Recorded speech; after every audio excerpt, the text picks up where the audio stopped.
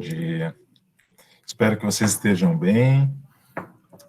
Vamos dar início à nossa aula de hoje. Já aviso que acabei não colocando o vídeo da semana passada no ar por um problema técnico, esquecimento. Então, essa semana já colocaremos aí os dois juntos, ok? E, bom, vamos lá, né? Semana passada eu estava conversando com vocês a respeito do... Eu terminei no flagrante delito, né? Eu acho que nós falamos um pouco sobre liberdades provisórias e depois adentramos ali no flagrante delito. E naquela oportunidade, eu mencionava para vocês que o flagrante delito, ele não é realizado por ser realizado. Né? Eu falo isso porque eu sempre pergunto nas aulas presenciais, né? Por que se prende em flagrante delito? Essa é uma pergunta muito constrangedora, porque os alunos respondem, prende porque o sujeito estava cometendo um crime. Tá, mas medidas cautelares não foram feitas para isso, né? Medidas cautelares foram feitas para cautelar certas situações. Então, não é só porque estava praticando um delito. Primeiramente, prende-se, evidentemente, se o sujeito está praticando um delito, com a finalidade de interromper a consumação. Claro, interromper a consumação do delito é um bom motivo para se prender em flagrante. Embora hoje o processo penal admita algumas ações policiais coordenadas, onde se admite, inclusive, a postergação do flagrante delito, né? Com a finalidade, em casos de crimes praticados por organizações criminosas, em casos de tráfico de drogas. Então, admitir-se-ia que a polícia prorrogasse a realização do flagrante delito com finalidades investigatórias. Mas interromper a consumação do delito é um bom motivo. Mas sabemos nós que o flagrante delito não se caracteriza apenas na hipótese do inciso 1, né, que nós trabalhamos aqui a aula passada, que é aquela hipótese onde o sujeito está praticando o verbo nuclear do tipo. Não. A partir do inciso 2, nós temos lá hipóteses onde o sujeito já praticou o delito, né?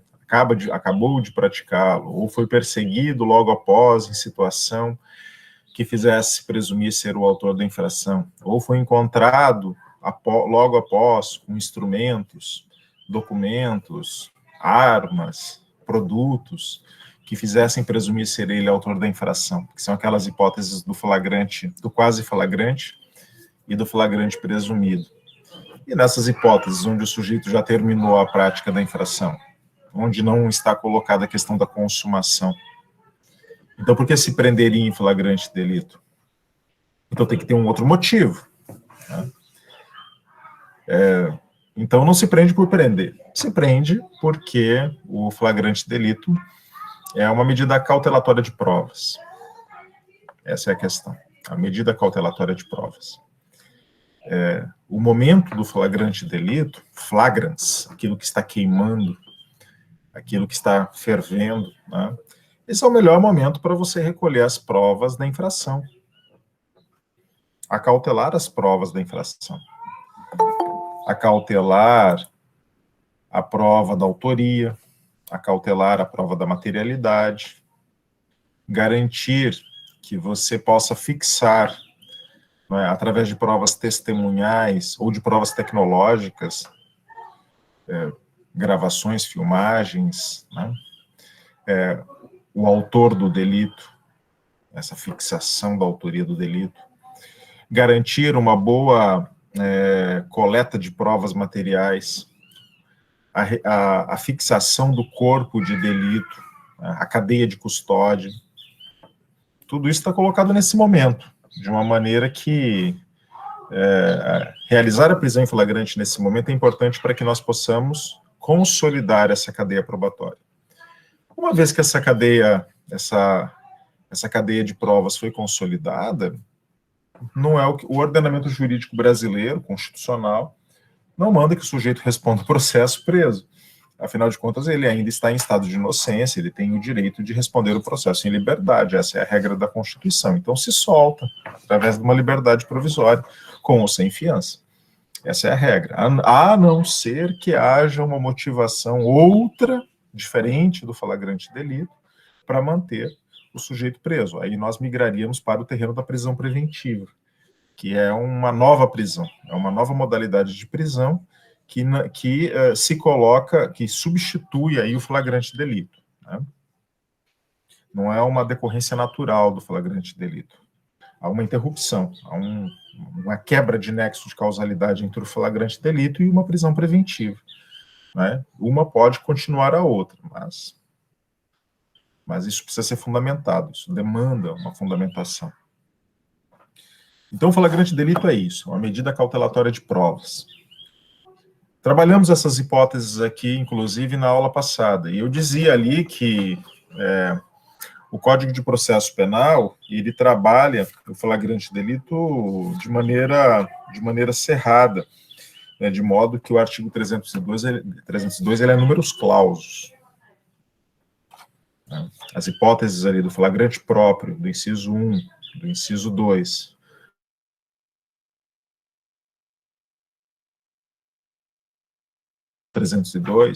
são números clausos, eles têm que ficar caracterizados, tem que ter tipicidade. Vejam, se não se caracteriza um desses incisos, nós diremos que o flagrante não se configurou materialmente falando. Não há tipicidade material do flagrante delito. De modo que, se não há tipicidade material do flagrante delito, se o sujeito não se encontrava nem na situação do inciso 1, nem na situação do inciso 2, nem na situação do 3 ou do 4, a prisão deve ser relaxada. E por quê? Porque essa é a terminologia constitucional. A Constituição, ela diz que a prisão ilegal será relaxada. Vejam, aqui eu já começo a inserir uma temática que eu acho bem importante, porque eu vejo advogados errando até hoje com essa questão. Advogado que pede, às vezes, relaxamento de prisão preventiva ou revogação de flagrante delito. Terminologia totalmente equivocada, misturada. O flagrante delito, ou ele se resolve pelo relaxamento quando ele é ilegal, ou ele se resolve pela liberdade provisória quando ele é legal. Diante de um flagrante delito, a primeira pergunta que eu devo me fazer é essa.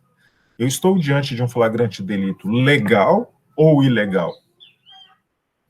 Se eu concluir que eu estou diante de um flagrante delito ilegal, uma prisão em flagrante ilegal, então o meu pedido será de relaxamento de prisão em flagrante delito, porque o relaxamento é o remédio que o ordenamento constitucional prevê para prisões ilegais.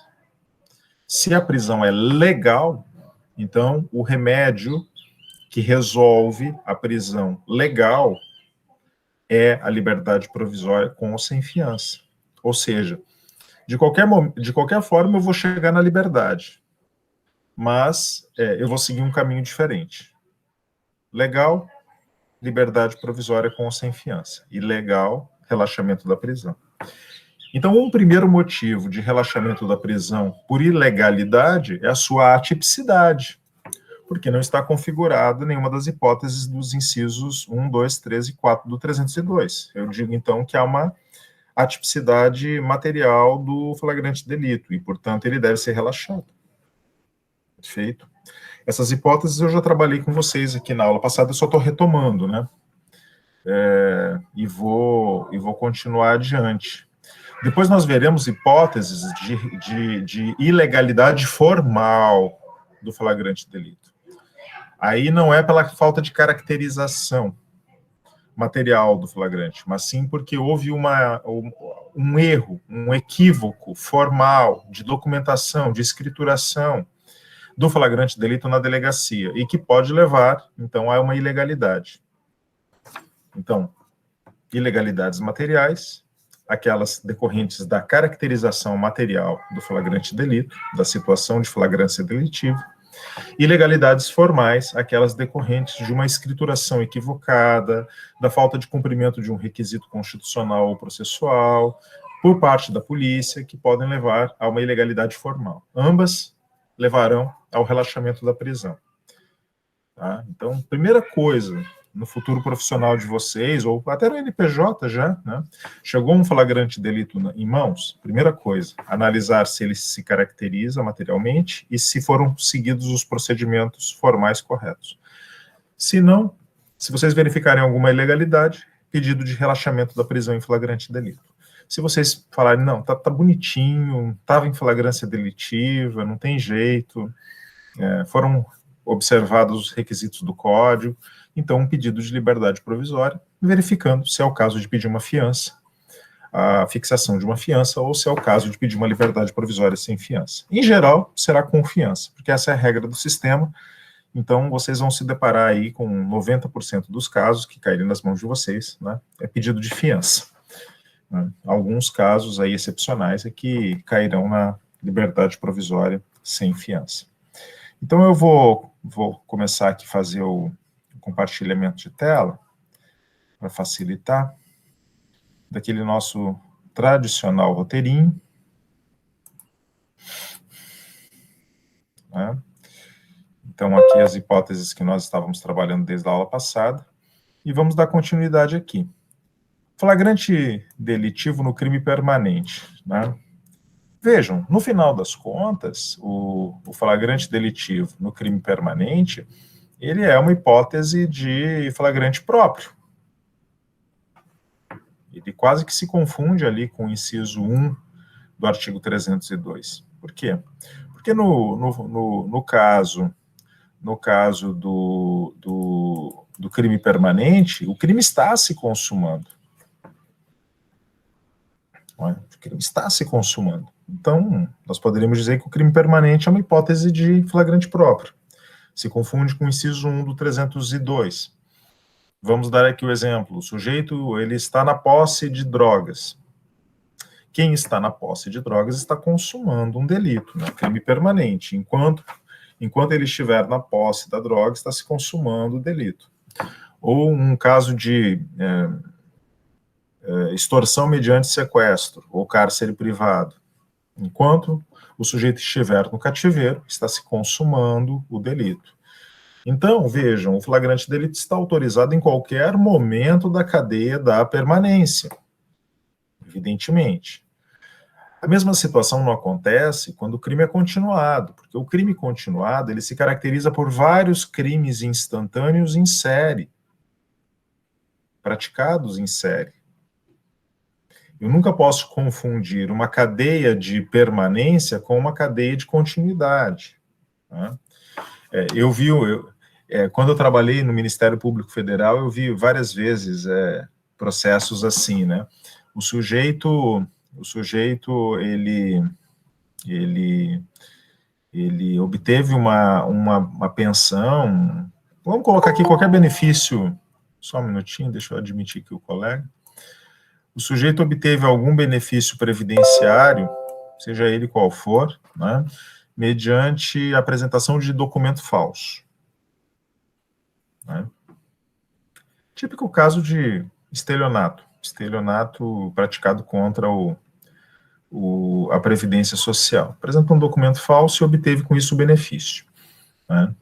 Artigo 171, parágrafo 3º lá do Código Penal. Beleza.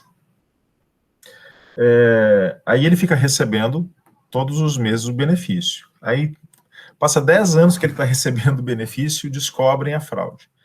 Aí o Ministério Público Federal denunciava o sujeito pelo crime de estelionato permanente.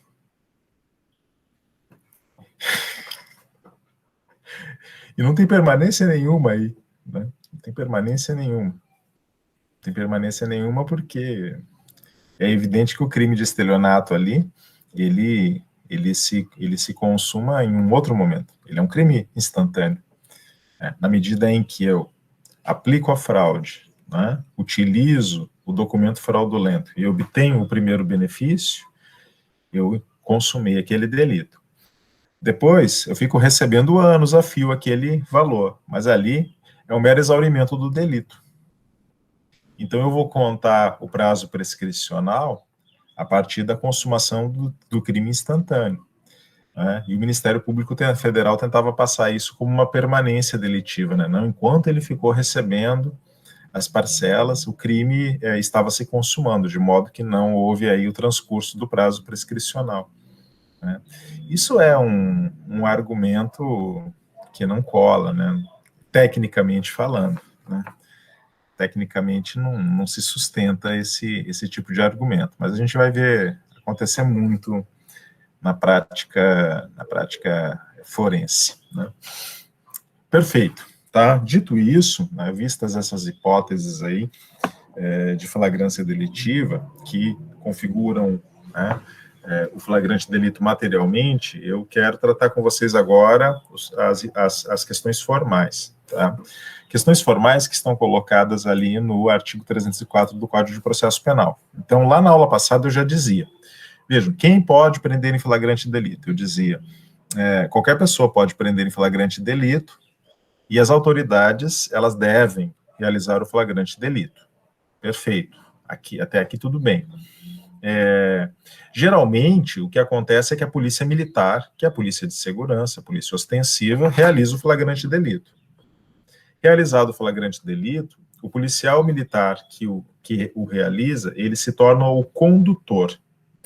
O condutor é aquele que conduz o conduzido.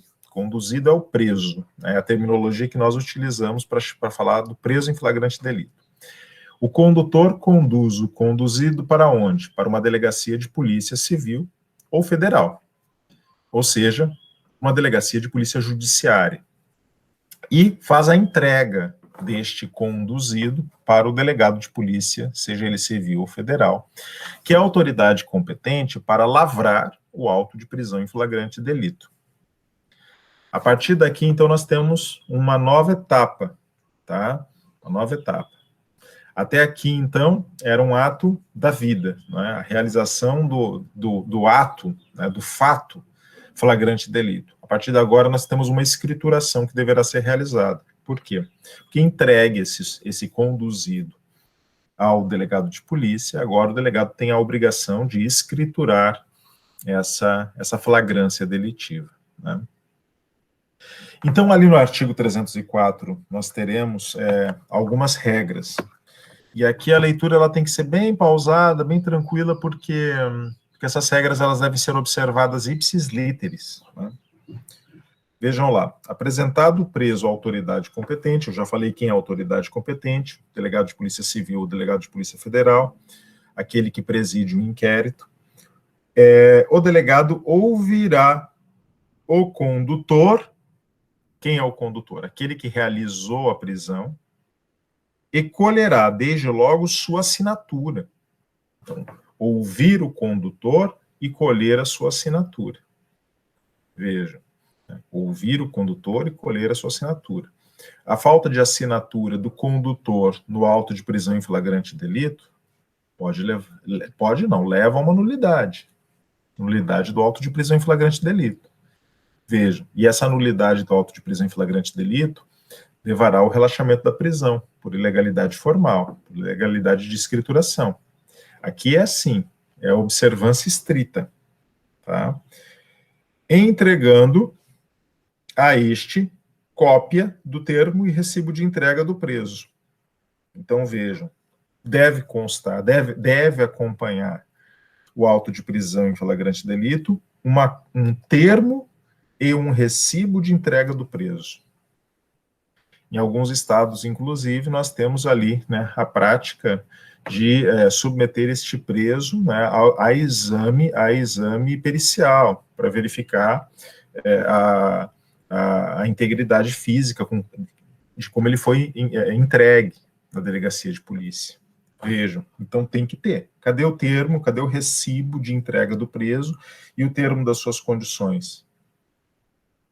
Isso tem que estar no flagrante delito, isso tem que ser observado, tá? Se não tiver presente, vocês poderão arguir a nulidade do auto de prisão em flagrante delito por falta do termo e do recibo de entrega, isso que eu estou falando para vocês. Aqui tem que observar estritamente tudo que o 304 determina. Em seguida, o delegado procederá à oitiva das testemunhas, se houverem testemunhas, claro, né? Se houver testemunhas, ele procederá à oitiva dessas testemunhas que o acompanharem. E, posteriormente, depois de ouvidas as testemunhas, realizará o interrogatório. Aqui é utilizada uma terminologia do acusado, né? Aqui o sujeito não é acusado ainda, né? Acusado é só aquele que já responde a processo criminal em juízo. Na fase jurisdicional, nós ainda estamos aqui numa fase de início do inquérito policial. Então, aqui é o conduzido, né? Interroga o conduzido sobre a imputação que lhe é feita. Não tem imputação até agora aqui.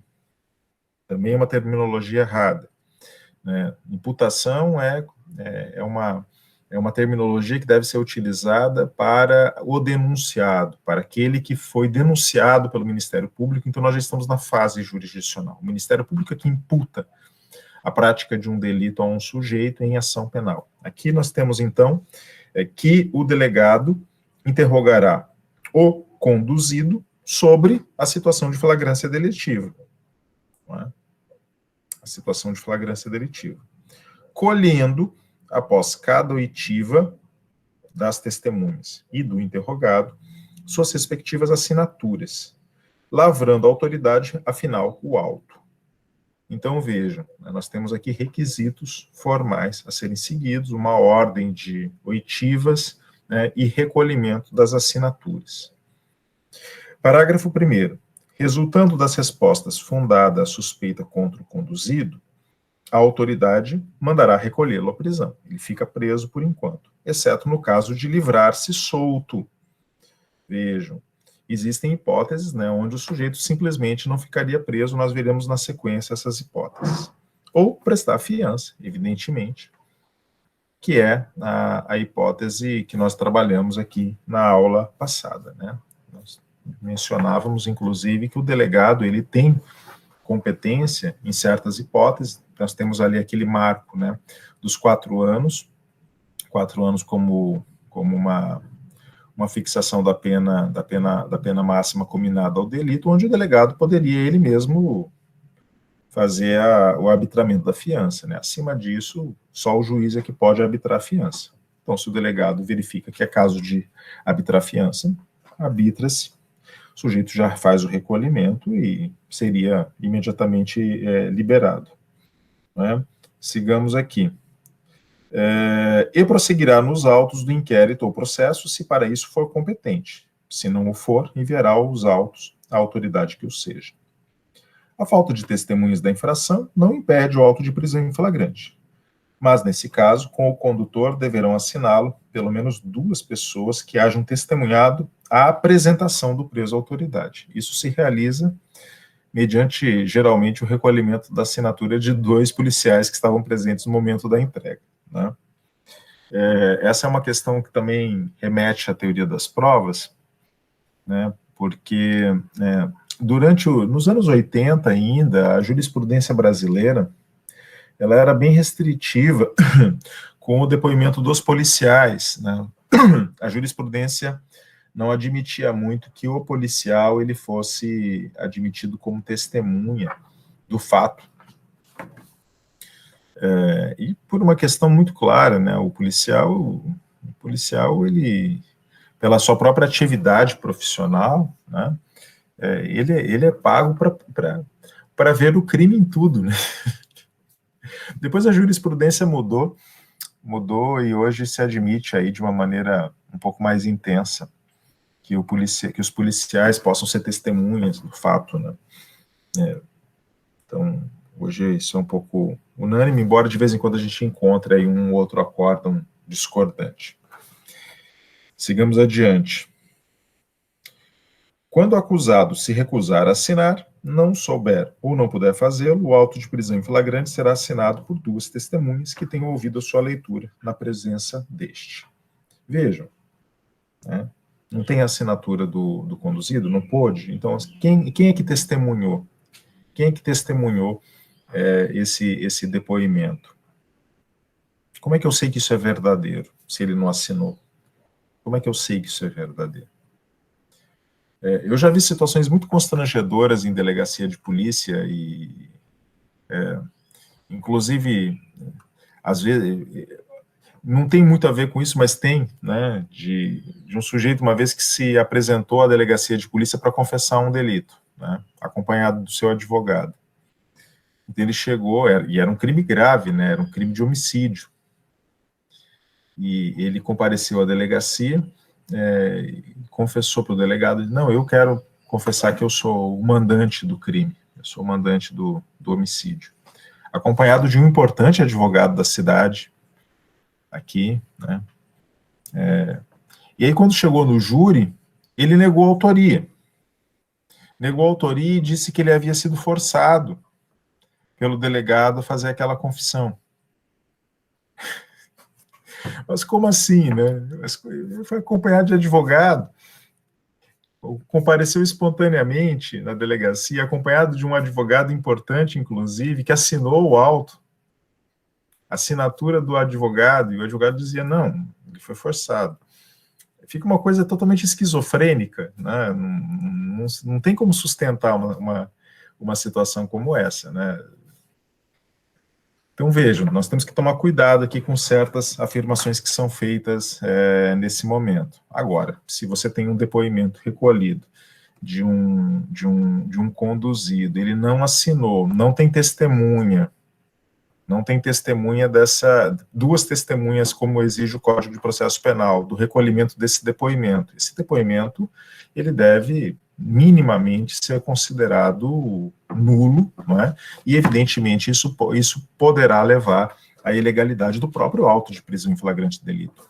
Uma coisa que eu queria que vocês reparassem é que, veja, a nulidade do auto de prisão em flagrante delito não importa a sua exclusão dos autos de inquérito policial, nem importa que ele não poderá ser utilizado posteriormente como matéria de prova, tá? A nulidade do auto de prisão em flagrante delito importa uma questão de liberdade. Toda vez que eu digo que um auto de prisão em flagrante delito é ilegal, ele importa em relaxamento da prisão em flagrante delito. Então ele perde, o que a ilegalidade acarreta é a perda do poder coercitivo do auto de prisão em flagrante delito, levando ao consequente relaxamento da prisão por ilegalidade, conforme determina a Constituição, o artigo 5º da Constituição. Agora, é claro que essa documentação, ela continuará encartada nos autos de inquérito policial, ela poderá ser utilizada posteriormente, ela vai se sustentar conforme o conjunto da obra, né, as outras provas recolhidas no inquérito policial, tá? Então, ilegalidade leva à perda da capacidade coercitiva dos autos de flagrante delito. Parágrafo 4º, da lavratura do auto de prisão em flagrante, deverá constar a informação sobre a existência de filhos, respectivas idades, se possuem alguma deficiência, o nome, o contato de eventual responsável pelos cuidados dos filhos, indicado pela pessoa presa. Vejam. Na falta ou no impedimento do escrivão, qualquer pessoa designada pela autoridade lavrará o auto depois de prestado o compromisso legal. Vejam, portanto, o escrivão não presta compromisso legal, né, porque ele já é o servidor encarregado dessa função.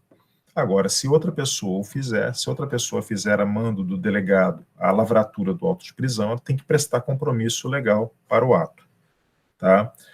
Eu não sou escrivão, eu sou um agente de polícia civil, e eu lavrei o auto e assinei embaixo. Tá, mas você é escrivão? Não, não sou escrivão. Pois é, e não prestou compromisso? Não foi recolhido o compromisso? Nulidade do auto de prisão. Vejam, é uma leitura literal, né? Aqui é procurando o piolho mesmo na cabeça do problema, né? Então, tem que encontrar problema aqui, né? Porque nós temos que seguir aqui à risca essa formalidade. Cumpridas essas formalidades legais, eu diria que eu tenho um auto de prisão, um auto em prisão em flagrante delito perfeito, né? Perfeito no sentido formal. Se ele está perfeito no sentido formal, não induz ilegalidade. Qualquer uma desses problemas que eu mencionei aqui pode levar pode e deve levar a uma ilegalidade. Outro requisito também que o Código exige, que está colocado lá no artigo 306, parágrafo 2º, é a emissão da nota de culpa. Vejam, no mesmo prazo, 24 horas, né? Aliás, vamos fazer a leitura desse 306 completo para que vocês tomem conhecimento. A prisão de qualquer pessoa e o local onde se encontra serão comunicados imediatamente ao juiz competente. Né? Comunicação imediata. Essa comunicação dita imediata é uma comunicação que a jurisprudência fixou primeiramente em 24 horas, e hoje isso está bem claro para todos nós, inclusive por dispositivos aqui do Código de Processo Penal. Será imediatamente comunicado ao juiz competente, até porque está colocado no artigo 5º da Constituição, né? É um direito fundamental. Ao Ministério Público e à família do preso ou à pessoa por ele indicada. Eu já até mencionei para vocês aqui que era muito comum, na ordem constitucional anterior, né, durante o final dessa ordem, né, o sujeito era preso, desaparecia, né? Ninguém dava conta do sujeito. Então, hoje, nós temos um caso aqui em Santa Catarina, né, bastante emblemático agora, acontecendo nesse momento, né, de um sujeito, numa cidade aqui próxima a Florianópolis, que parece que teve uma briga com a esposa, com a família, né, e a polícia compareceu até o local, e prendeu o sujeito em flagrante delito, né, para levá-lo à delegacia, e o sujeito nunca chegou à delegacia. Esse caso que está acontecendo agora, inclusive tramita lá na Comissão de Direitos Humanos procedimento a respeito disso, da OAB, né, e ele nunca chegou à delegacia de polícia. Aí a polícia dá uma versão que no meio do caminho soltou o sujeito, só que foi encontrado sangue na viatura, né? O sujeito nunca mais apareceu. Desaparecimento. Nunca mais. Então fica aquele mistério. Não tem o corpo, a polícia diz que não tem nota de entrega, não tem um recibo de entrega do preso na delegacia de polícia. Né? Nada é convincente. Né? Por um lado, o Código de Processo Penal exige o corpo de delito, então eu precisaria de uma prova robusta, né? Um corpo de delito direto ou indireto, que demonstre, né, que esse sujeito realmente foi morto. Por outro lado, eu não tenho isso, mas ele estava conduzido por agentes do Estado até a delegacia de polícia e não foi entregue e desapareceu. Vejam, situações bastante constrangedoras que nós verificamos aí no nosso cotidiano. Né? Parágrafo 1º, em até 24 horas, após a realização da prisão, será encaminhado ao juiz competente o auto de prisão em flagrante, e caso o autuado não informe o nome de seu advogado, cópia integral para a Defensoria Pública. Gente, 24 horas aqui é um requisito formal. Não é 25, não é 26, não é 27, não é 28, não é 48.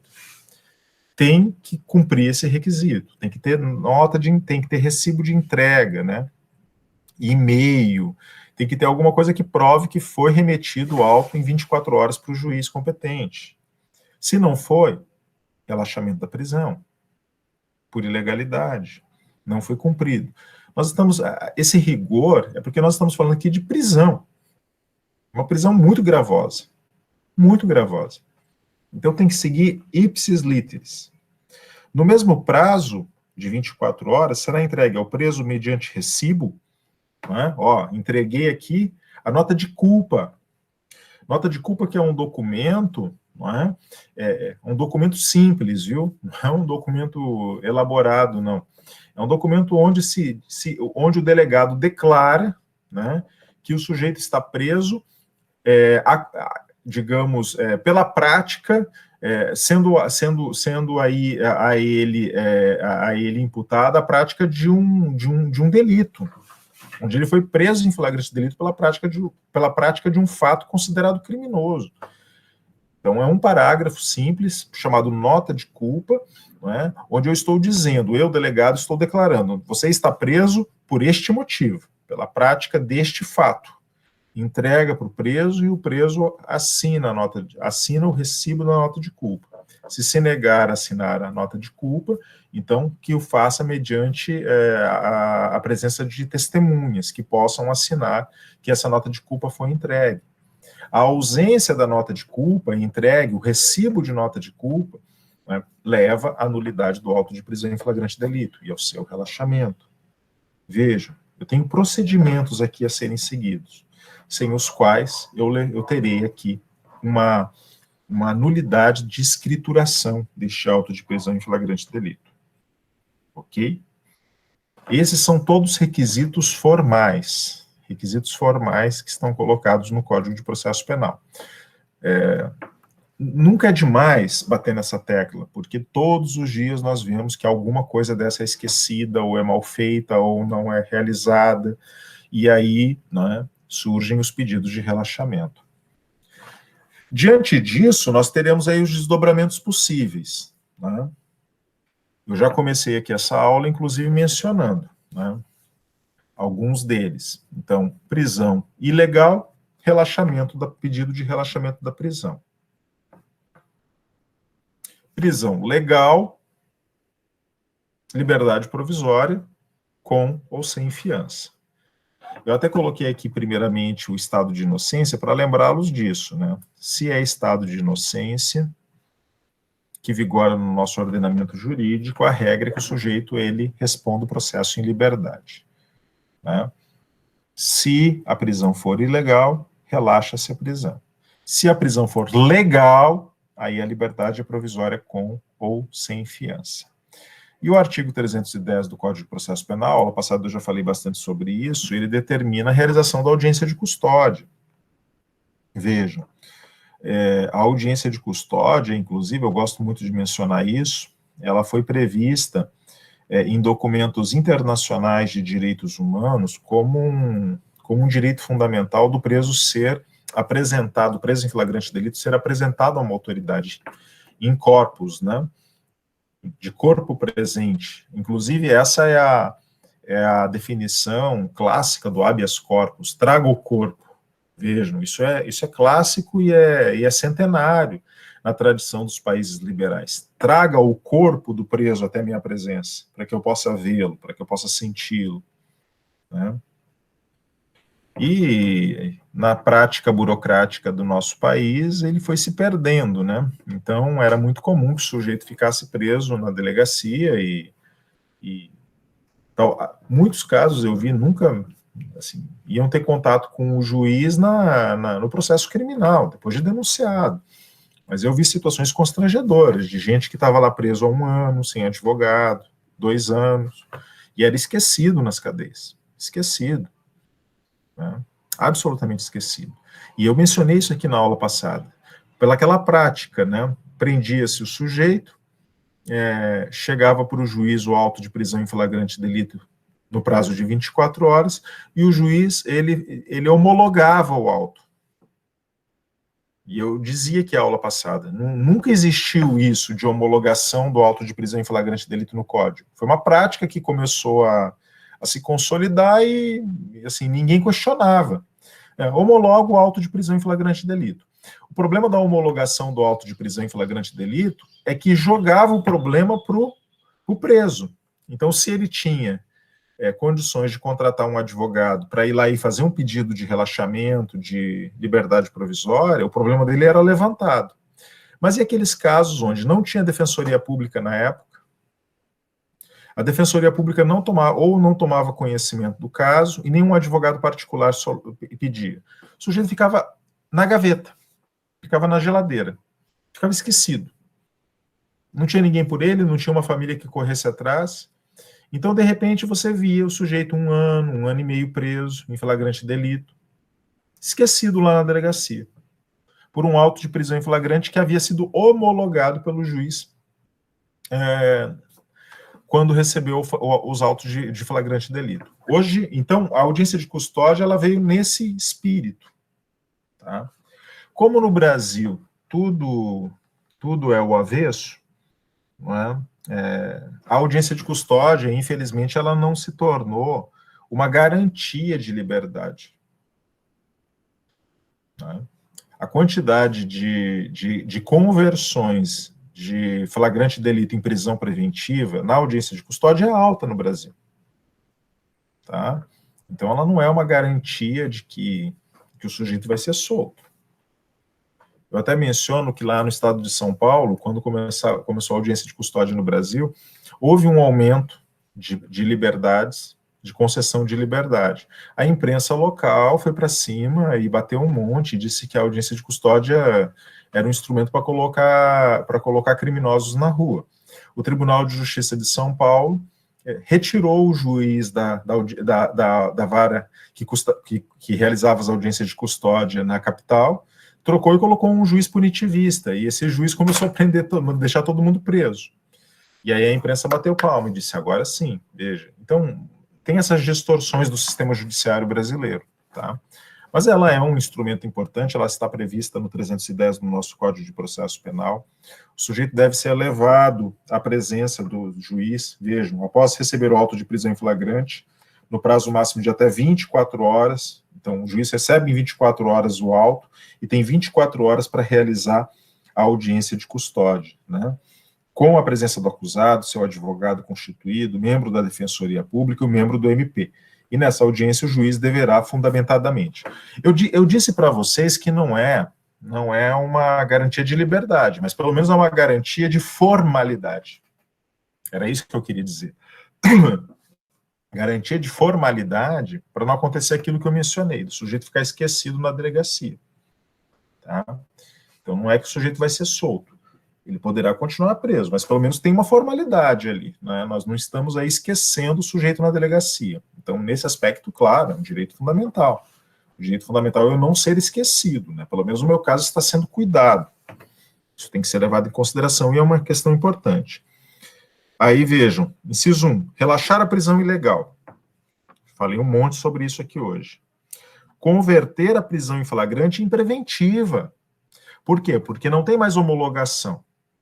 A homologação deixava o sujeito preso em flagrante indeterminadamente.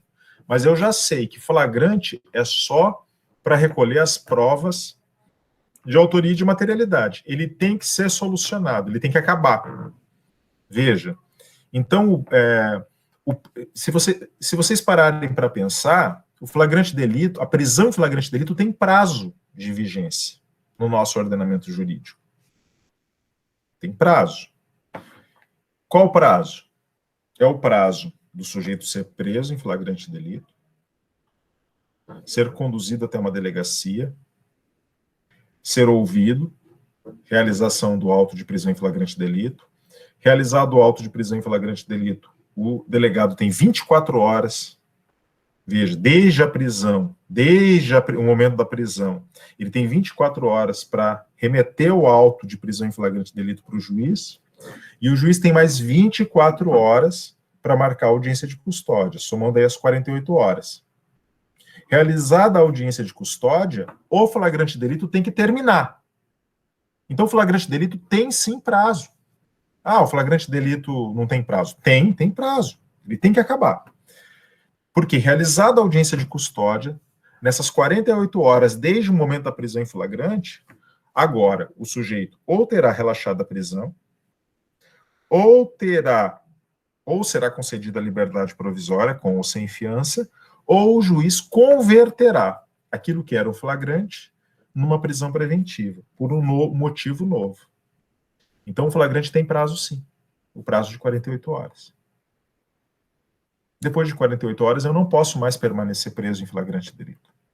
Eu posso permanecer preso por um novo motivo, agora por prisão preventiva. Veja. Aí a prisão preventiva tem lá os prazos que nós veremos na sequência, né? De 90 em 90 dias ela tem que ser revista, etc. e tal. Mas aí é uma outra questão, porque é um motivo novo. A prisão preventiva não pode se confundir com flagrante. O flagrante tem uma finalidade, a prisão preventiva tem uma outra finalidade. Ela é uma prisão nova. Tá? Prisão nova no sentido de que ela não se confunde. Ok?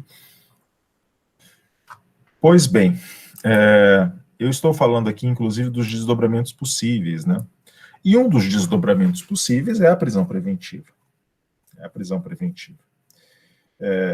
porque nesse prazo de 48 horas, o flagrante se tornou obsoleto. Ele já cumpriu sua função. Cumprida a sua função, agora poderá surgir uma necessidade de uma prisão preventiva, né? Então, nós temos que entender aqui quais são essas motivações. Eu até posso começar dizendo para vocês quais são essas possibilidades, que é aquilo que eu chamo de situações de incontrastável necessidade para manter alguém preso, que está colocado lá no artigo 312 do Código de Processo Penal. Eu vou dar uma invertida aqui na ordem, tá? O Código de Processo Penal, ele nos diz que uma prisão preventiva será decretada para garantia da ordem pública, garantia da ordem econômica, por conveniência da instrução criminal ou para assegurar a aplicação da lei penal.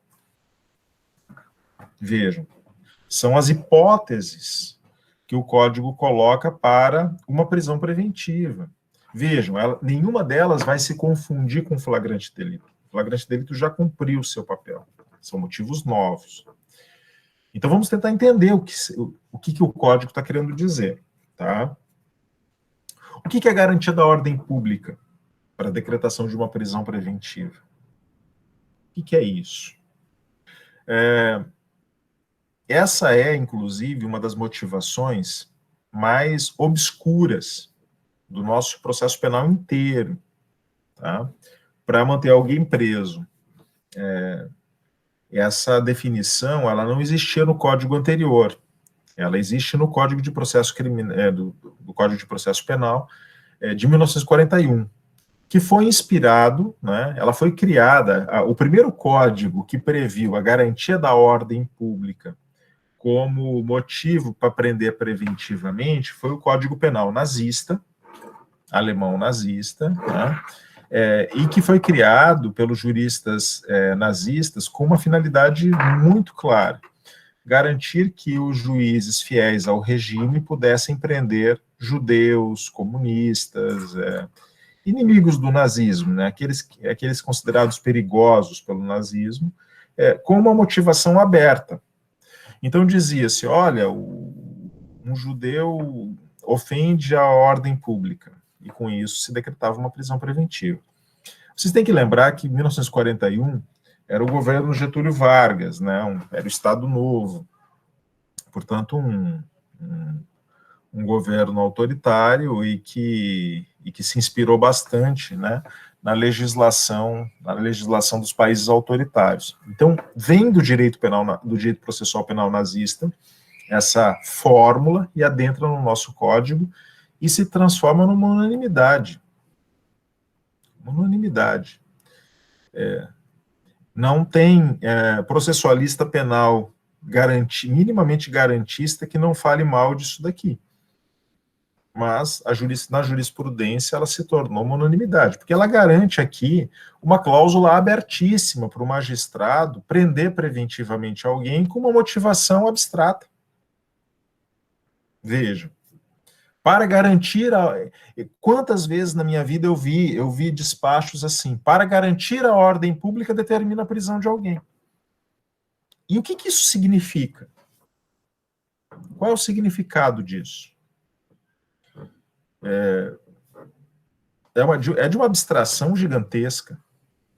Para decretar uma prisão preventiva, eu tenho que ter um fato e tem que ter um fundamento jurídico. Fato e fundamento jurídico são coisas diferentes. Qual é o fato que o sujeito está praticando que autoriza, com base na fundamentação jurídica de garantia da ordem pública, prendê-lo? Isso tem que ficar claro no despacho judicial. Então, a jurisprudência brasileira, ela tentou, né, com muita dificuldade, demonstrar algumas situações onde a garantia da ordem pública seria cautelada.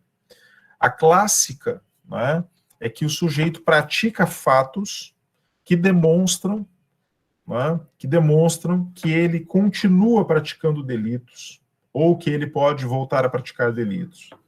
Então, no crime continuado, ou surgiu uma prova, né, uma evidência de que o sujeito continua praticando o delito, ou que ele voltará a praticar delitos.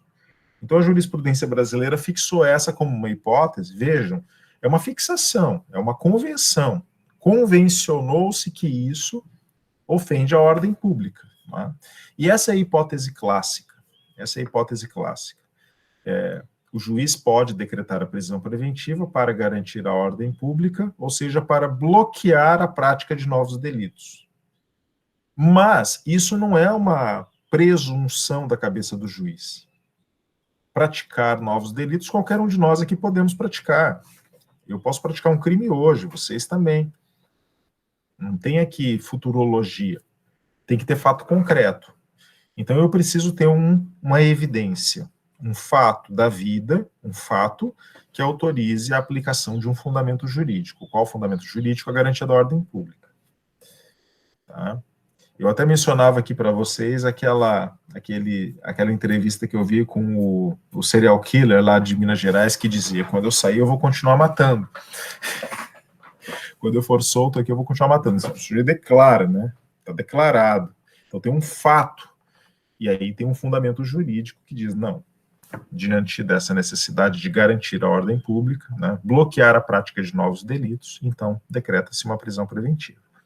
Mas vocês já perceberam que aqui é uma convenção para tentar conter, né, uma interpretação que tenta conter, dar forma, fazer a borda diante de uma cláusula abertíssima, né, de uma cláusula totalmente aberta. Vocês vão encontrar aqui críticas ferrenhas pedindo a revogação dessa cláusula, ou pelo menos a sua pré-definição, né, que o próprio código diga que é a ordem pública para fins jurídicos, para que nós não tenhamos aqui uma cláusula totalmente aberta como essa. Continua, garantia da ordem econômica, também é uma cláusula muito aberta, mas pelo menos nós temos aqui uma pré-definição um pouco maior, né? Vejam, nós acabamos de passar por uma crise econômica grave no Brasil, estamos passando ainda, né? Mas, vejam, nada como um desarranjo econômico de uma nação. Não estamos vendo um desarranjo econômico, mas já vimos no passado. Eu que sou um pouco mais velho, que me recordo lá do governo Sarney, né, com inflação de 70%, 80% ao mês. Isso é uma loucura. Uma loucura. Em crimes, e não é à toa, não é, que nós temos leis, inclusive penais, tão fixadas em matéria econômica. Nós temos a lei antitruste, nós temos a lei dos crimes contra a economia popular, nós temos a lei dos crimes contra o sistema financeiro nacional. E por quê? Porque o desarranjo financeiro, econômico, institucional de um país pode acarretar prejuízos gigantescos para toda uma massa populacional. Alguém já disse que a quebra de um banco nunca é só a quebra de um banco, porque a quebra de um banco, ela arrasta consigo todo um sistema econômico, a poupança de toda uma população. Lembrem-se que lá nos Estados Unidos, a crise do subprime, inclusive, né, de 2008, que desarranjou o mundo inteiro, né, sofreu o impacto daquela crise econômica, começou com a quebra de um banco, né. Claro que existia ali uma situação de especulação financeira sobre hipotecas, né, supervalorizadas, hipotecas, não vou dizer frias, né, mas hipotecas ali duvidosas, né, uma bolha especulativa, exatamente isso, uma bolha especulativa que quando explodiu, né, demonstrou uma fragilidade do sistema financeiro norte-americano que se alastrou pelo mundo. Então vejam, em crimes econômicos, em crimes financeiros, em crimes que envolvem economia popular, gestores de instituições financeiras, sejam elas estatais ou privadas, podem ocasionar um impacto, né, um impacto econômico que ocasiona prejuízos coletivos. Nesses crimes, o juiz poderia decretar uma prisão preventiva, né, para garantir a ordem econômica se houver fato, né, que indicie a prática de delitos como, por exemplo, a gestão temerária ou a gestão fraudulenta, a gestão dolosa de instituições financeiras ou de poupança nacional, de poupança pública, né? Fatos que podem nos levar ao entendimento de que haveria aí um desarranjo econômico, né? Seja ele local ou mais global no sentido, né, mais total. Ou seja, uma motivação jurídica que o Código nos possibilita.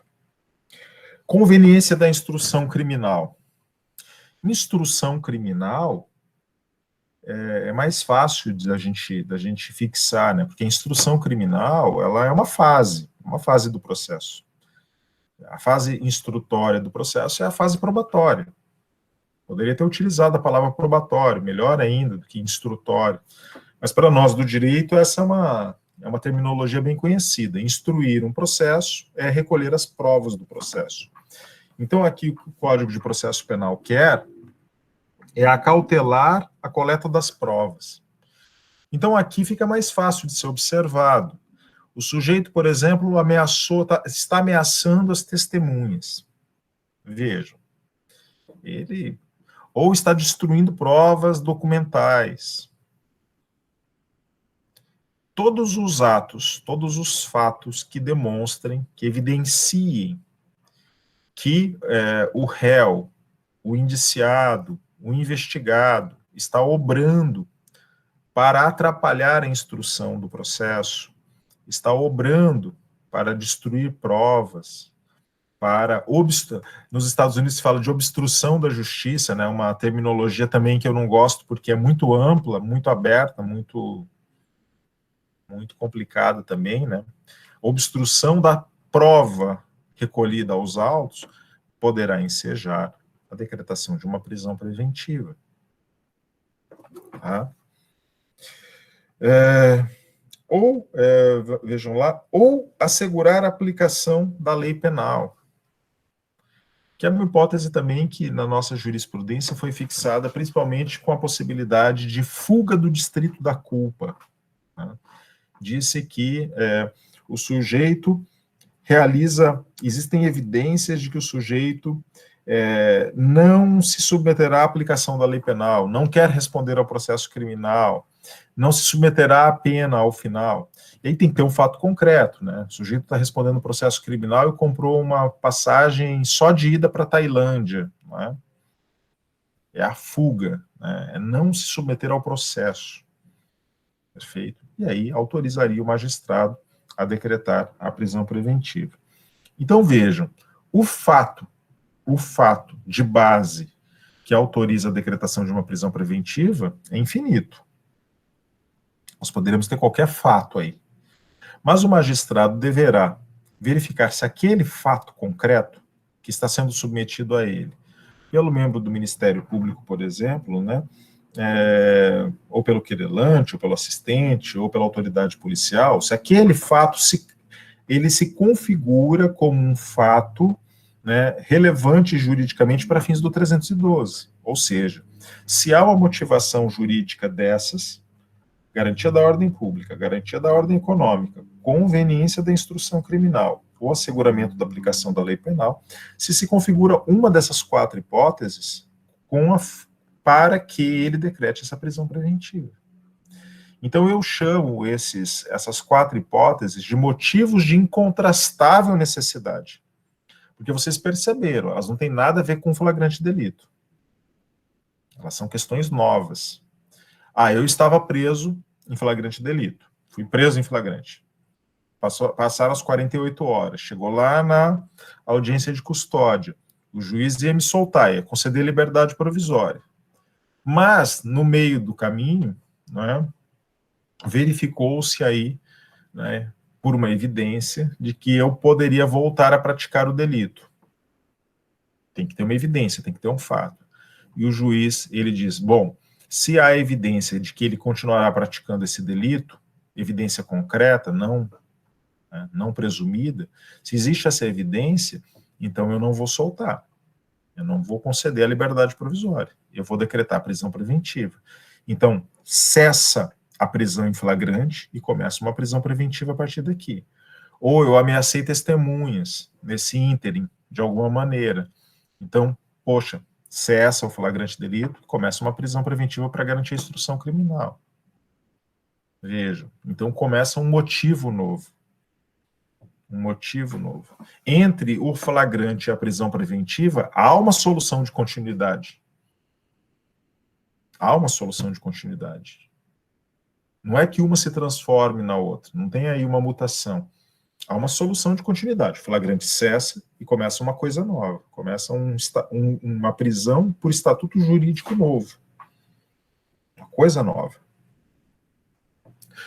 Esses são os motivos jurídicos, tá? Mas não bastam os motivos jurídicos. Eu tenho que ter requisitos aí também, vários requisitos.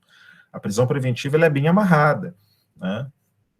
Esses são os motivos que autorizariam a decretação da prisão preventiva, mas eu preciso ter outras coisas também. Eu tenho que ter, por exemplo, provas para prender. Então, nós dizemos lá que o 312 do CPP, segunda parte, ele me exige provas. Quais são essas provas? Ele exige, está escrito lá, com todas as letras, quando houver prova da existência do crime e indício suficiente de autoria. Ou seja, eu posso decretar uma prisão preventiva com base naqueles motivos que eu mencionei aqui para vocês, desde que haja prova do crime e indício de autoria.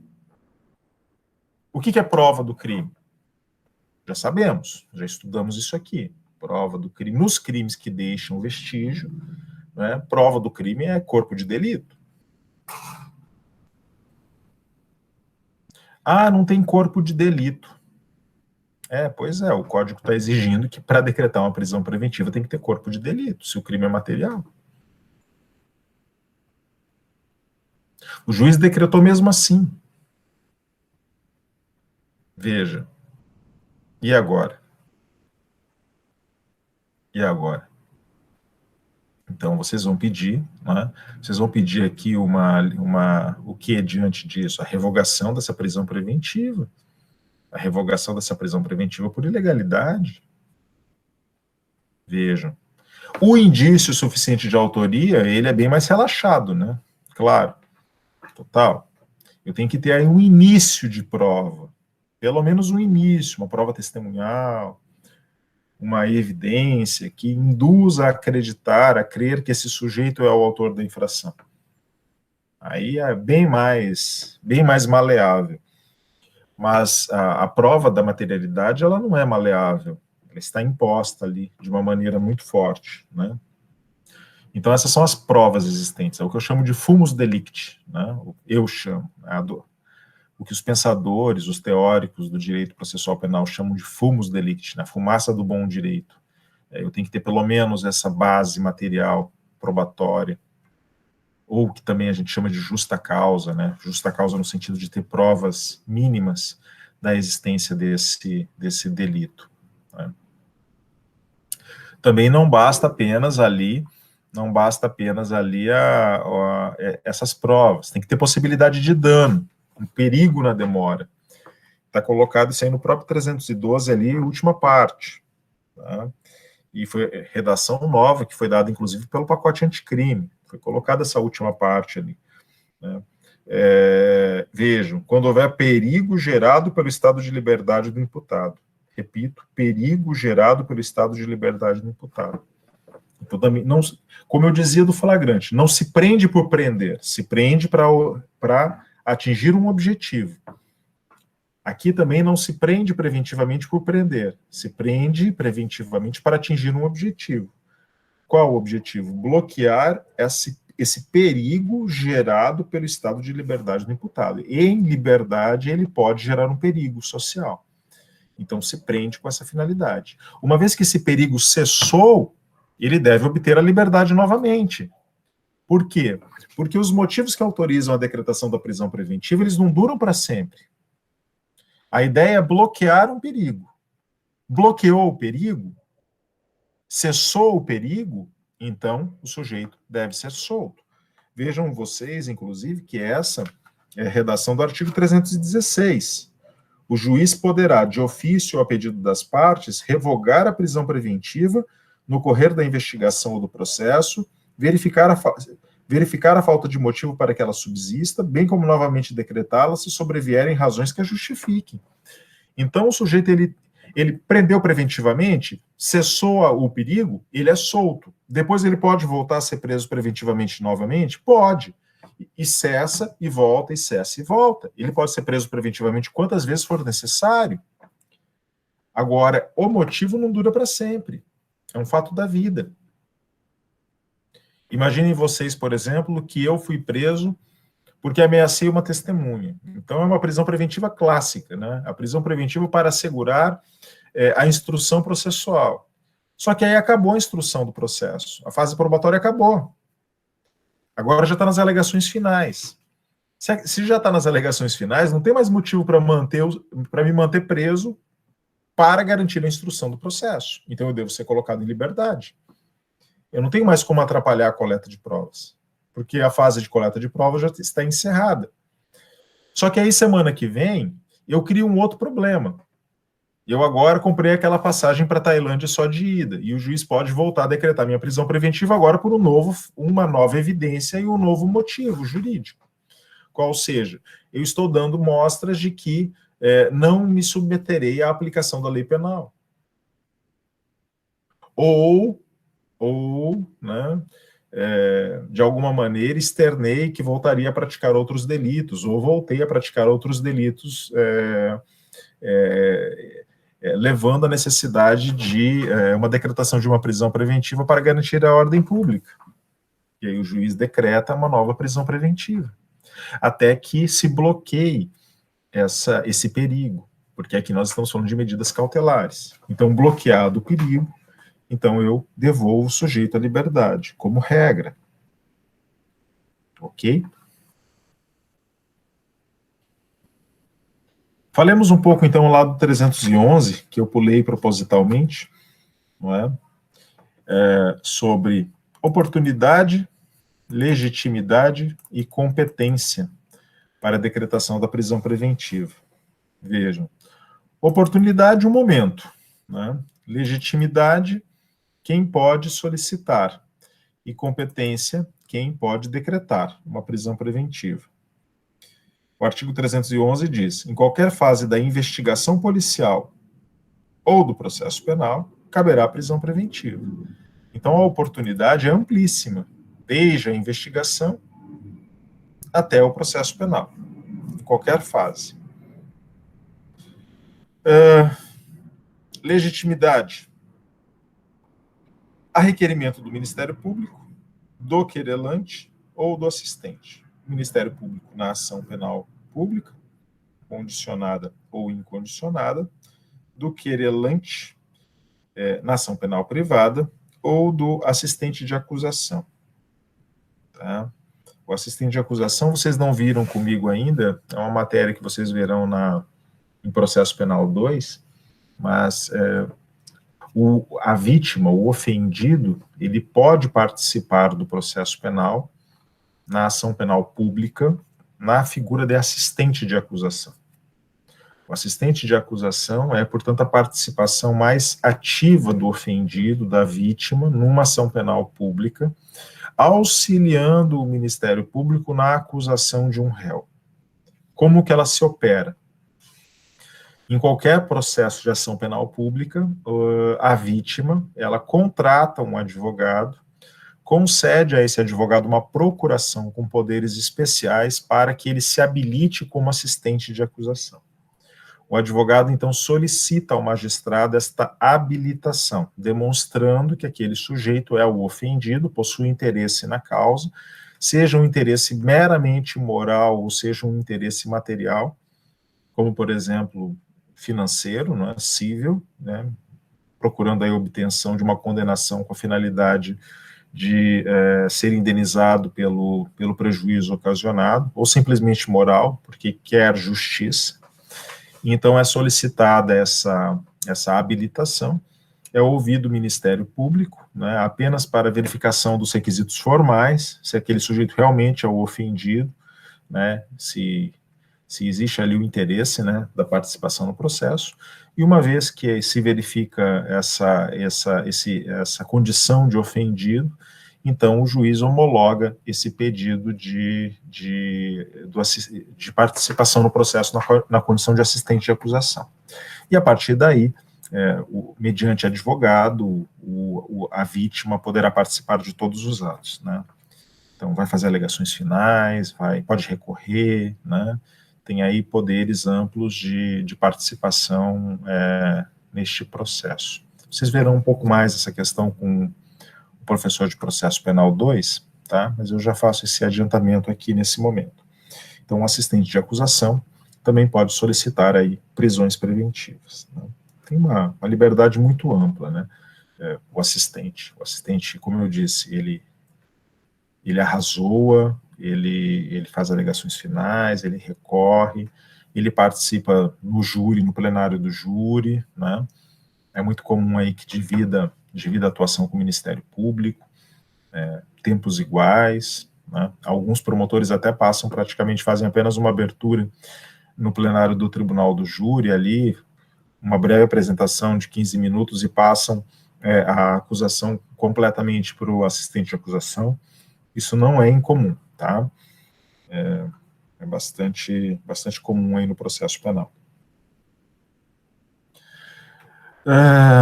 Perfeito. E a competência, naturalmente, né, que eu deixei de falar, é do juiz de direito, porque agora nós estamos falando de ordem fundamentada de autoridade competente. É aquilo que eu já mencionava na aula passada. Só existem 2 prisões no Brasil. Prisões cautelares, apenas 2. O flagrante delito e a ordem fundamentada de autoridade competente. Não existe outra. Não existe outra. Botem isso na cabeça de vocês. Não existe outra. Não estou falando aqui da prisão decorrente de sentença penal condenatória, que é prisão definitiva. Estou falando de prisões cautelares. Ou eu estou preso em flagrante delito, ou porque existe uma ordem fundamentada de autoridade competente. Tá? Então, eu dei o exemplo na aula passada aqui na ditadura militar, quando se fazia prisão para averiguação. Prisão para averiguação não é nem flagrante delito, nem ordem fundamentada de autoridade competente, é uma prisão ilegal. Condução coercitiva realizada pelo delegado sem mandado judicial. É ilegal. Por quê? Porque a condução coercitiva é uma prisão de curta duração. Se é prisão de curta duração, tem que ter a ordem fundamentada de autoridade competente. Se não tem essa ordem, é ilegal. Não pode ser realizada. Então, prisões cautelares tem que ter. Elas precisam estar caracterizadas dentro de uma dessas 2 categorias. Se não se caracterizar dentro de uma dessas 2 categorias, eu estou diante de uma ilegalidade. Clara, evidente. Simples assim. Tá? Então, a competência aqui ela é algo absolutamente fundamental e decorre do nosso próprio ordenamento constitucional. Além disso tudo que eu estou mencionando aqui, ainda existem os requisitos legais do 313. Vejam lá. Né?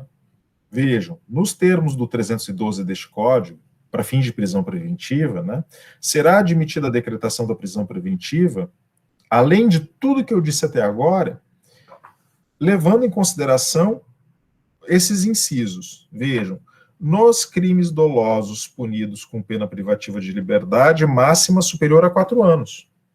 Opa! Mais um complicador. Então, eu tenho que ter um motivo de incontrastável necessidade, que autoriza a decretação da prisão preventiva, que é a garantia da ordem pública, a garantia da ordem econômica, asseguramento da aplicação da lei penal, asseguramento da instrução criminal, mais a prova de materialidade, um indício suficiente de autoria, e mais um requisito legal que está colocado aqui, que o crime tem que ser doloso, punido com pena privativa de liberdade máxima superior a 4 anos. Tudo isso é cumulativo? Claro. Claro que é cumulativo, porque são requisitos diferentes. São situações diferentes. Cada uma se refere a uma situação. Veja. Agora, vejam o desdobramento dos incisos posteriores, para que vocês possam fazer a interpretação total.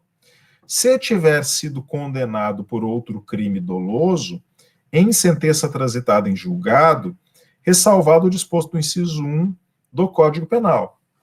Opa, é o caso do reincidente. Tá? Então, o inciso 1 diz, só pode decretar prisão preventiva em crime doloso, punido com pena máxima superior a 4 anos. Mas, se for reincidente, ressalva-se o inciso 1. Vejam. Então, o reincidente, ele poderia ser preso preventivamente numa situação que ressalva o inciso 1, que exclui o inciso 1. Vejam. Ou 3. Se o crime envolver violência doméstica e familiar contra a mulher, criança, adolescente, idoso, enfermo ou pessoa com deficiência, para garantir a execução das medidas protetivas de urgência. Ressalvado, então, o inciso 1 novamente. Então, o que eu tenho aqui? Eu tenho aqui, se não for reincidente, se o sujeito não for reincidente, nem o crime envolver aí violência doméstica ou familiar, então eu preciso, então, obedecer essa regra do inciso 1. Nos crimes dolosos, o crime, para que haja decretação da prisão preventiva, tem que ser doloso, com pena privativa de liberdade máxima superior a 4 anos. Mas, nas outras hipóteses, excluído o inciso 1, quais são as outras hipóteses? A do 2, reincidência, e a 3, da violência doméstica, admite-se, em outros delitos, a decretação da prisão preventiva. Então, eu preciso somar 3 coisas. Eu tenho que somar. Vejam lá. Os requisitos legais do 313, as provas que estão colocadas lá na parte final do 312, e os motivos de incontrastável necessidade também do 312. São 3 coisas diferentes. Somadas essas 3 coisas diferentes, então está o juiz autorizado a decretar a prisão preventiva. É por isso que eu coloco, né? Motivos de incontrastável necessidade, requisitos legais e provas. São 3 coisas diferentes. Ok? Motivação. Pois não. Essa reincidência do inciso 2º só se refere a outros crimes dolosos? Isso, que é bem a redação ali do nosso artigo, né? Crime doloso, tá? E, naturalmente, sentença transitada em julgado, porque eu não posso falar em reincidência sem que haja o trânsito em julgado, né? Uma questão óbvia aqui, mas às vezes o código é óbvio, e tem que ser meio óbvio em algumas circunstâncias, né, para que não fique dúvida. Gente, motivação. A prisão preventiva tem que ser motivada. Essa é uma questão até óbvia, né? A Constituição do Brasil diz que toda a ordem judicial, todas as decisões do Poder Judiciário serão fundamentadas. Só que é incrível que a Constituição fala e muitas vezes a gente não obedece, né? Então, vejam, fundamentar, eu quero dizer isso para vocês, fundamentar não é dizer qualquer coisa sobre qualquer coisa. Eu posso ter 100 páginas de escritos que não fundamentem. Essa sentença está bem fundamentada. O que é uma sentença bem fundamentada? Uma sentença bem fundamentada é uma sentença que trabalha o fato e o fundamento jurídico de maneira articulada e sistêmica. Eu já vi sentenças gigantescas que não fundamentam nada. Durante ali a Operação Lava Jato, ficou bem famosa no Brasil uma sentença do juiz da 13ª Vara Criminal de Curitiba, que tinha mais de 100 páginas. E os juristas brasileiros foram ler quando condenou um político importante. E os juristas leram as 100 páginas da sentença, e a sentença se resumia a 3, 4 linhas, a um parágrafo. porque era um monte de citação de autores abstratos que não tinham nada a ver com a situação. Então parece que é fundamentado, mas não é. Então, fundamentar não é dizer qualquer coisa sobre qualquer coisa. Fundamentar uma decisão é trazer bons motivos fáticos e jurídicos e bem articulados. Veja, não é dizer qualquer coisa sobre qualquer coisa. E dentro da tecnicidade jurídica, tá? Dentro da tecnicidade. Na minha época de Ministério Público Federal, eu cheguei a ver uma sentença baseada, por exemplo, numa leitura, o juiz estava em surto, claro, né? Surto psicótico, onde ele fez uma fundamentação baseada numa leitura numerológica da Bíblia. Não, fazendo aqui a leitura dos versículos tais, com os capítulos tais da Bíblia, eu verifico que essa pessoa é a besta do Apocalipse, logo ele tem que ser condenado. Vocês estão achando que eu estou brincando? Mas eu não estou. Eu vi isso. Pode acontecer. O sujeito está em surto, ele bota no papel o que está passando na cabeça dele. E manda publicar. E vira público. Pronto. Né? Vejam. Então, esse tipo de... Isso não é admitido como uma fundamentação. Que aí eu não tenho um motivo jurídico. Aí eu não tenho um argumento jurídico, um argumento técnico. Aí eu tenho um argumento que extrapolou o técnico, né? Que foi para qualquer outra coisa. Então, isso não é uma motivação. Isso é uma não motivação, uma falta de motivação jurídica. Finalmente, se trouxe, né, para dentro do Código de Processo Penal um requisito mínimo de fundamentação. O artigo 315, ele coloca isso claramente. A decisão que decretar, substituir ou denegar a prisão preventiva será sempre motivada e fundamentada. Tem que ter motivos e fundamentações. Veja, motivos e fundamentações.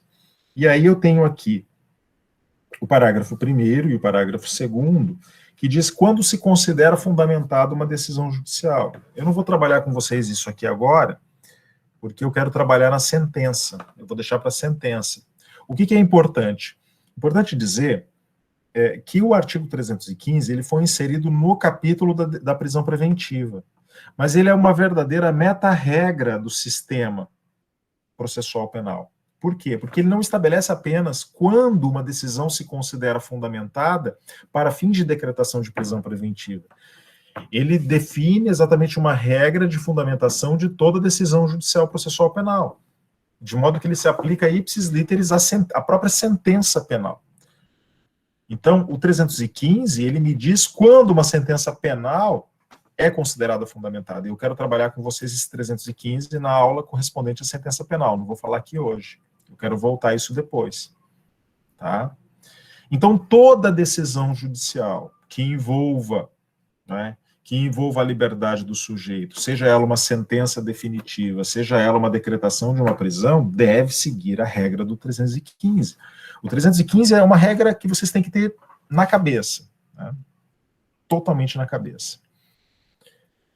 Sejam juízes ou juízas, ou sejam promotores ou advogados, vocês lidarão no cotidiano com questões de fundamentação. Seja fundamentando, ou seja, combatendo ou sustentando a correção dessa fundamentação.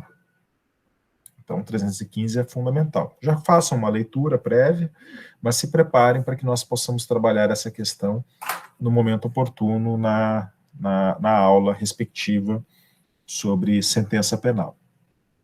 Professor? Pois não? Eu gostaria só de contribuir. Esse parágrafo 2º do 315 do CPP, ele é idêntico ao parágrafo 1º do 489 do CPC, que também é uma regra geral para as decisões judiciais no âmbito do Código de Processo Civil. Obrigado, Rodrigo. Obrigado. Importante que essas questões sejam, inclusive, uniformizadas, né? Fundamental que haja essa uniformidade de fundamentação. E muito interessante, porque parecia que isso estava resolvido, né?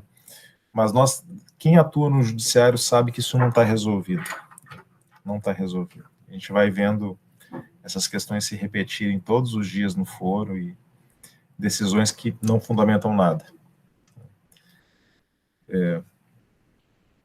Eu sou muito chato com isso, e como advogado, né, decisões que a gente percebe claramente que os parágrafos são colados de Ctrl+C, Ctrl+V, porque tem nomes trocados, porque tem situações que não se aplicam, né?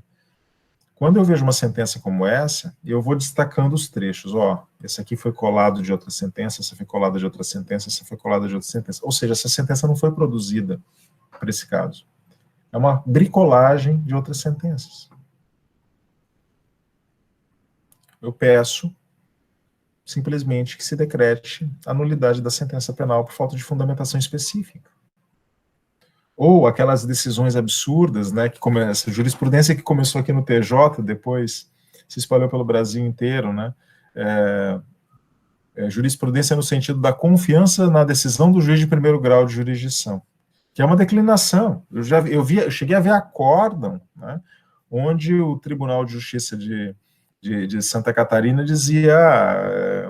basicamente dizia, há confiança no juiz de primeiro grau de jurisdição, logo eu deixo de fundamentar. Era basicamente isso, né? Meu Deus, né? Isso não existe, né? Não existe. Você não pode declinar a tua competência de julgar o caso e analisar as provas dos autos, dizendo que tem confiança no juiz de primeiro grau de jurisdição, no juiz da causa. Isso não é motivo, isso é um não motivo, uma não motivação. Isso não existe em nenhum lugar. Aí se criam esses factoides jurisprudenciais, né, e aí as pessoas começam a repetir, né, começam a repetir isso como se isso fosse verdade. É mais ou menos aquela situação do indubio pro societate no tribunal do júri, que não existe em lugar nenhum, foi uma criação jurisprudencial que pegou, todo mundo fala indubio pro societate. Aonde você viu que existe indubio pro societate no nosso ordenamento jurídico? Aonde? Me mostra, me aponta, mas nem diretamente nem indiretamente você encontra isso no ordenamento. Agora, não tem tribunal do Brasil que não defende essa tese do indúbio pro societate, como essa tese aí da confiança no juiz da causa.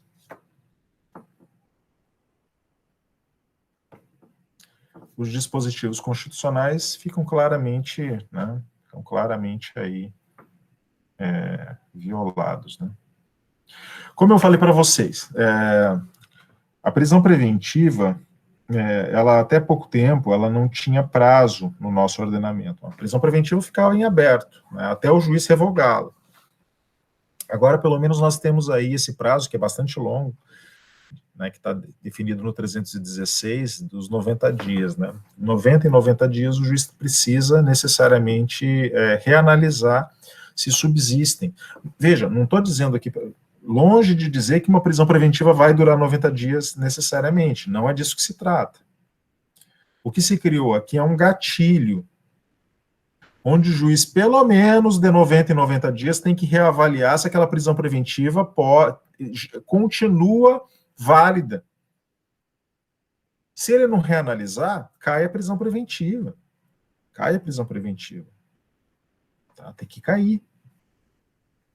Porque uma prisão preventiva, ela não foi feita com prazo de duração. A prisão preventiva, ela deve durar enquanto durarem os motivos que autorizaram a sua decretação.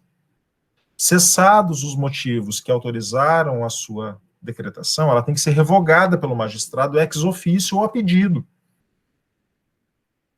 Tem que ser revogada. Mas, pelo menos de 90 em 90 dias, o juiz tem que reavaliar esse caso, essa situação, se continuam presentes os motivos que autorizaram a decretação da prisão preventiva. Tá? Então, por favor, não me digam que uma prisão preventiva tem validade de 90 dias. Isso seria absurdo. Ela dura enquanto durar o motivo que autorizou a sua decretação. Mas tem que ser revista, no mínimo, de 90 em 90 dias. E o 313, parágrafo 2º, eu chamei aqui de proibição, né, mas é uma advertência, na verdade, né?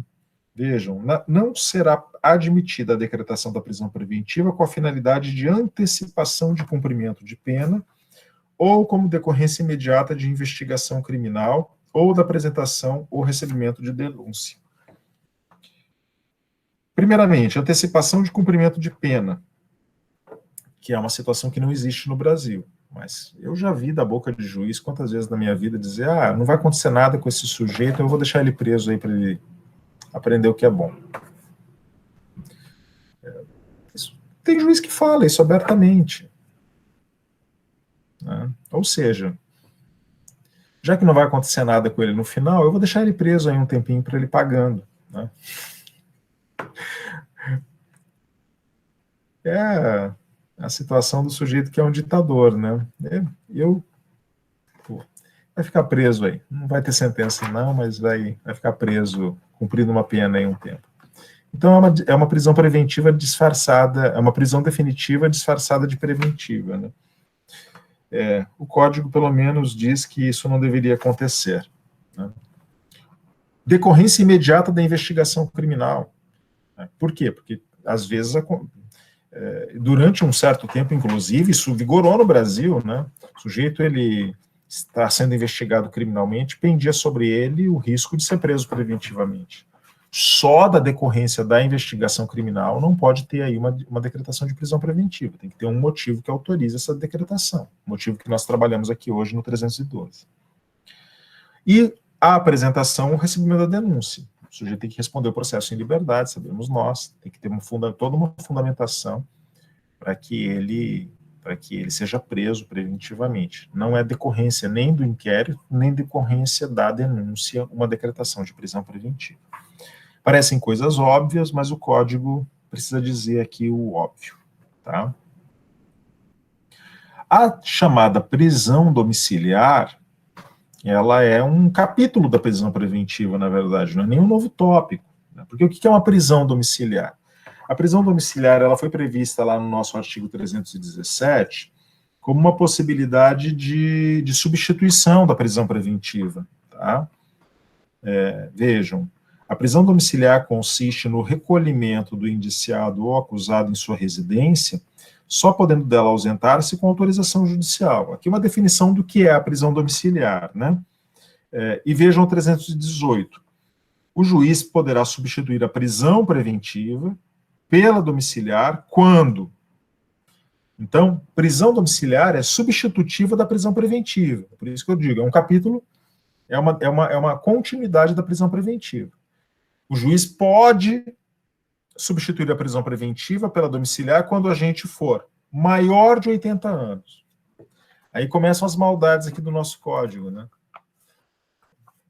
Num país como o nosso, onde a expectativa de vida ainda é muito baixa, né? 80 anos. 80 anos. 2. Extremamente debilitado por motivo de doença grave. Eu já vi situações assim esdrúxulas na nossa jurisprudência. Esdrúxulas. O sujeito morrendo literalmente na cadeia. Né? Morrendo. Deitado numa maca, assim, sem conseguir se mexer. E o judiciário fala, não, fica preso. Vai ficar preso. Não está tão debilitado assim. 3. Imprescindível aos cuidados especiais de pessoa menor de 6 anos de idade ou com deficiência. E aqui, ou gestante, ou mulher com filho de até 12 anos de idade incompletos, ou homem, caso seja o único responsável pelos cuidados do filho de até 12 anos de idade incompletos. São situações que vocês podem argumentar e solicitar ao magistrado a substituição da prisão preventiva para o cumprimento desses, pela prisão domiciliar, para o cumprimento desses requisitos. Eu lembro, a questão de uns 2 anos atrás, eu vi uma situação, no caso do 5, né, mulher com filho de até 12 anos de idade incompletos. Então, o advogado, um caso aqui de Santa Catarina, inclusive, eu não vou lembrar a comarca, mas o advogado pediu, né, que fosse substituída a prisão preventiva pela prisão domiciliar, com fundamento no 5, provou tudo direitinho, o juiz falou, não concedo.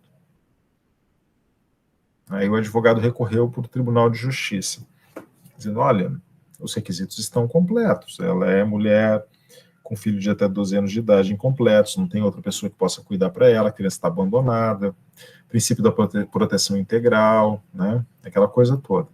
O tribunal confirmou a decisão do juiz. Aí houve um recurso, eu não lembro se era um recurso ou um habeas corpus por STJ, alguma coisa assim. Eu sei que foi parar o caso no STJ, o STJ confirmou a decisão do Tribunal de Justiça. Aí o advogado, aí eu não vou lembrar se era um habeas corpus originário ou um recurso ordinário em habeas corpus, mas chegou no Supremo Tribunal Federal. Quando chegou no Supremo Tribunal Federal, o ministro disse, olha que absurdo, um caso que era para ser decidido pelo juiz de primeiro grau de jurisdição chegar no Supremo Tribunal Federal. O próprio ministro do Supremo disse isso na sua decisão. Isso não é um caso de Suprema Corte. Isso é uma questão simples. É uma questão de norma legal, do Código de Processo Penal. Uma questão de uma substituição de prisão preventiva por uma prisão domiciliar, com requisitos pré-comprovados. Por que isso está no Supremo Tribunal Federal? O Supremo não deveria servir para isso.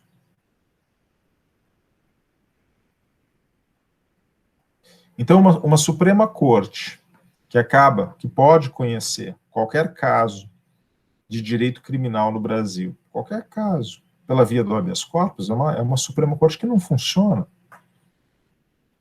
Que não funciona, porque ela vai estar abarrotada de casos. Abarrotadíssima. E aí o ministro concedeu a ordem para substituir a prisão preventiva pela prisão domiciliar. Coisa que já poderia ter sido feita aqui pelo juiz de primeiro grau de jurisdição. Então é um sistema muito irracional.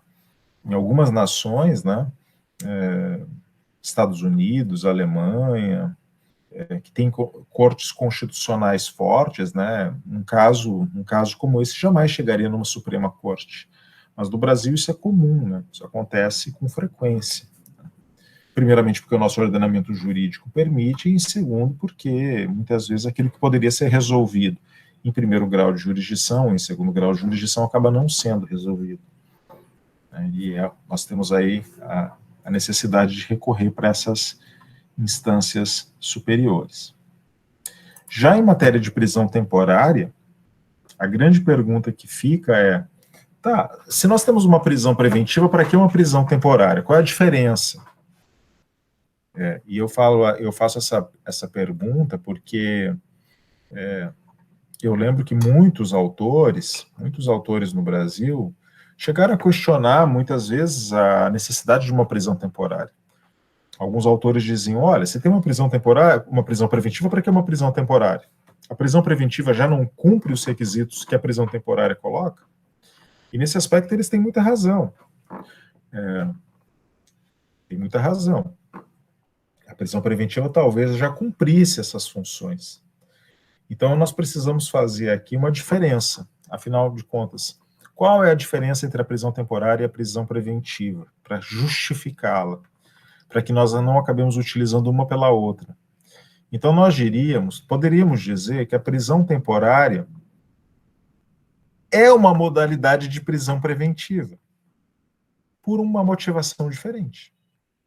A prisão preventiva não está fundamentada lá na ordem pública, na ordem econômica, no asseguramento da aplicação da lei penal, na garantia da instrução criminal. A prisão temporária ela é para fins de investigação. Inclusive, eu acabei de fazer a leitura aqui do dispositivo que dizia, olha, não pode ter prisão preventiva para fins de investigação. Aqui pode, na prisão temporária. Tá? Que pode. Inclusive, é até interessante mencionar que essa questão da origem, né? se vocês pararem para pensar, a lei da prisão temporária é de 89, a lei 7.960 de 89. Por quê? Porque veio a Constituição de 88 e disse, só há duas modalidades de prisão no Brasil, flagrante e ordem fundamentada de autoridade competente, exatamente para proibir a prisão para averiguação. Tornou ilegal a prisão para averiguação.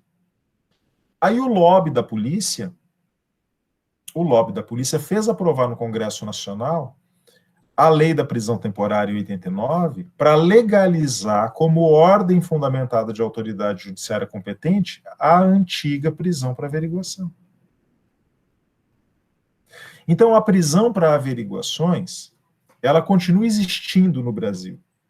Só que agora ela não é mais aquela prisão que a polícia fazia antigamente. Chegava a Joana, que está aqui com a câmera aberta, né? Pegava a Joana na rua, colocava no camburão e levava. Agora se pede uma ordem do juiz para isso, com a finalidade de investigar um crime. Veja. Então ela ganhou uma outra formatação, ela ganhou uma outra cara. Vejam, essa é a diferença. Prisão preventiva não está colocado entre os motivos que autorizam a prisão preventiva, motivos investigatórios. Não está dado isso. A prisão temporária tem motivos investigatórios, finalidades investigatórias. Primeira questão. Aí, segunda questão, nós temos que analisar os requisitos legais da prisão temporária que estão dados lá na Lei 7.960, tá, de 89. Então, vejam vocês. Artigo 1º. Caberá prisão temporária. Inciso 1. Quando imprescindível para as investigações do inquérito policial. É exatamente o que eu estou mencionando aqui para vocês. A finalidade é investigatória no inquérito policial. Ou seja, se decreta prisão temporária durante a ação penal? Não. Não. Claro que não. Prisão temporária é um instituto existente para cumprir funções acautelatórias na investigação do inquérito policial. Não para outra função. Perfeito? Inciso 2. Quando o indiciado não tiver residência fixa ou não fornecer elementos necessários ao esclarecimento da sua identidade. Quando isso? Durante o inquérito policial, durante as investigações do inquérito policial. Inciso 3. Aqui o mais importante. Havendo fundadas razões, de acordo com qualquer prova admitida na legislação de autoria ou participação do indiciado nos seguintes crimes: homicídio doloso, sequestro ou cárcere privado, roubo, extorsão mediante sequestro, estupro, e sua combinação com 223, atentado violento ao pudor, que não existe mais, né? Rapto violento e sua combinação com o 223, epidemia com resultado de morte, envenenamento de água potável, substância alimentícia ou medicinal, qualificado pela morte, quadrilha ou bando, genocídio, tráfico de drogas, crimes contra o sistema financeiro nacional, crimes previstos na lei de terrorismo. Ou seja, eu só posso decretar a prisão preventiva por motivos de investigação no inquérito policial se houver provas admitidas na legislação penal da prática de um desses delitos. Se o delito que eu estou investigando como polícia judiciária não está aqui definido no inciso 3, não está previsto no inciso 3, eu não posso decretar, não posso solicitar a decretação de prisão temporária de um sujeito. Então, nós diríamos que nós temos aqui uma necessidade, a necessidade está prevista no artigo 1º, incisos 1 e 2. Então, imprescindível para a investigação criminal, inciso 1, ou porque o sujeito não possui identificação legal. E esses são os motivos de necessidade. e eu tenho hipóteses legais de cabimento, ou seja, só nos crimes que estão previstos no inciso 3 do artigo 1º da Lei 7.960 de 89, que eu poderia solicitar uma prisão temporária que será decretada por um juiz competente. Vejam, é uma prisão preventiva um pouco mais simplificada. Ela segue a mesma lógica da prisão preventiva, mas ela é simplificada, ela é abreviada, ela é resumida. Eu tenho necessidade e tenho hipótese legal de cabimento. Ah, mas a questão probatória também está presente? Claro, está presente, né? O artigo 1º deixou isso claro. Se houver prova da existência, as provas admitidas em direito, né? E aí aqui ela foi um pouco mais lacônica, né? Que a própria prisão preventiva, que fala em prova da materialidade e indício de autoria, aqui foi um pouco mais lacônico, mas essa necessidade probatória também está colocada ali na prisão temporária. O que é interessante mencionar aqui, e que aí diferencia bastante da prisão preventiva, é a questão do tempo de duração. Porque, ao contrário da prisão preventiva, que é decretada e que permanece enquanto durarem os motivos que autorizaram a decretação da prisão, a prisão temporária, ela é decretada com prazo certo. Então, na Lei 7.960 de 89, ela é fixada com prazo de 5 dias, prorrogável por mais 5 dias. Está colocado lá no artigo 2º e parágrafo 7º da lei. Vejam, esses 5 dias é fatal. Completados 5 dias da prisão, o juiz tem que proferir novo despacho, não é automático. A renovação não é automática. O juiz tem que, mediante solicitação da autoridade policial, prorrogar o prazo por mais 5 dias. Se a autoridade policial não pedir a prorrogação, revoga-se a prisão temporária automaticamente. A revogação é automática. Passados os 5 dias, o sujeito deve ser colocado imediatamente em liberdade. Se o juiz, a pedido da autoridade policial, ele renovar, o sujeito ficará preso por mais 5 dias, e aí ele deverá ser colocado em liberdade após o término desses 10 dias. Não poderá haver renovação depois desses 10 dias, já foi renovado uma vez, e ele deve ser colocado imediatamente em liberdade. O que nós temos também é uma pequena diferença aí de tempo quando o crime for hediondo. Aí eu tenho uma previsão na Lei 8.072 de 90 de 30 dias. Vejam. Então, o juiz, em caso de crime hediondo, ele poderá decretar a prisão temporária pelo prazo de 30 dias, renováveis por mais 30 dias. É bastante tempo. Com qual função? Com as mesmas funções que estão colocadas e finalidades que estão colocadas aqui na lei da prisão temporária, tá? Com finalidade da investigação criminal, o inciso 1, o inciso 2 e o inciso 3, naturalmente, também, que já prevê as hipóteses da lei, tá bom? Essa é a diferença clássica entre a prisão preventiva e a prisão temporária, mas o que importa é que elas são subespécies da mesma categoria, ordem fundamentada de autoridade judiciária competente, ao lado do flagrante delito, conforme a definição da nossa Constituição. Com isso, eu interrompo o compartilhamento da nossa tela e dou por finalizada a apresentação da nossa aula de hoje.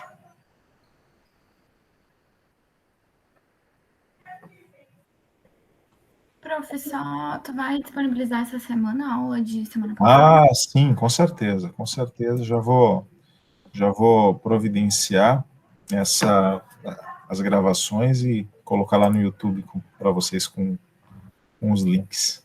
Beleza, obrigada. Nada, imagina. Alguma pergunta, alguma questão? Não? Professor? Pois não, quem fala? Rodrigo. Eu fiz uma busca aqui durante a aula, aquele denominado princípio da confiança no juiz da causa, ele tem origens, ao que tudo indica, no STJ em 1998. Começou essa utilização E aqui em Santa Catarina, para você ter uma ideia, tem mais de 3.000 decisões entre criminal e civil que usam esse princípio, e pelo menos 1.500 decisões são da vara de competência criminal que utilizam. E chama atenção porque basicamente a totalidade dos desembargadores já utilizaram esse princípio para fundamentar, inclusive alguns que são da civil, que acabam ficando no plantão judiciário. Então, o pessoal que pega HC aí no plantão e acaba fundamentando esse princípio que, ao que tudo indica, tem origem em uma decisão do ministro Anselmo Santiago em 1998. Só não pode chamar de princípio, né? Porque princípio não é, né? Princípio tem que ter uma origem constitucional, legal. Eu digo que é um argumento de autoridade, assim como o indúbio pro societate. É um argumento, mas não é um princípio. O pessoal chama de princípio, né? Mas não é princípio. Sim. Eu chamo de princípio e faço isso de modo... Eles chamam, né? A jurisprudência chama de princípio. Eu chamo de princípio porque é o tipo da mentira contada várias vezes que se torna verdade, né? Exatamente. Então se tornou um princípio porque várias vezes foi falado que é um princípio, mas está muito longe de ser um princípio. Exatamente. É igual o indúbio pro societate. Foi contando e virou verdade. Longe de ser um princípio, imagina. Na verdade, é uma negação de princípio. Princípio é o princípio da fundamentação das decisões judiciais que está na Constituição, né? Quando eu venho com esse argumento de autoridade, de que eu confio na decisão do juiz de primeiro grau de jurisdição, primeiramente, eu estou abrindo mão de fundamentar a minha decisão. Eu não fundamento. Por quê? Se eu confio na decisão do juiz de primeiro grau de jurisdição, eu não preciso fundamentar a minha. Então, primeira violação ao princípio da fundamentação da decisão judicial. E segunda violação, a outro princípio aí, né, que é a declinação da jurisdição. Eu estou declinando jurisdição. Então, eu estou tendo dois princípios constitucionais, fundamentação e indeclinabilidade das decisões do judiciário. Estou dizendo, não, o juiz de primeiro grau de jurisdição já julgou. Eu, particularmente, tá, Rodrigo, quando essa questão aparece em casos meus, eu sempre questiono isso. E já joguei para o STJ também e perdi, tá? Porque é isso, né? Mas eu sempre vou continuar falando. Eu vou continuar argumentando, eu acho que é o correto. Não, com certeza. Eu acho que, de modo geral, os operadores têm que coibir isso, né? De toda forma, porque isso não tem previsão em lugar nenhum, não está escrito, não é um princípio geral do direito, em nenhuma hipótese, né? E também, adicionando o que o senhor falou, eu acho que o principal, né, associando a esse segundo ponto, é que há uma violação do duplo grau de jurisdição, né? O duplo grau de jurisdição tem que revisar, é obrigatória, é o órgão revisor de provas, de tudo, né? Evidência e tal. Aí eu chego com uma apelação criminal lá, eu quero revisar a suposta prova que o juiz no primeiro grau encontrou lá para condenar o acusado. Aí eu fundamento num princípio que não é princípio e aí não acolho a pretensão da defesa.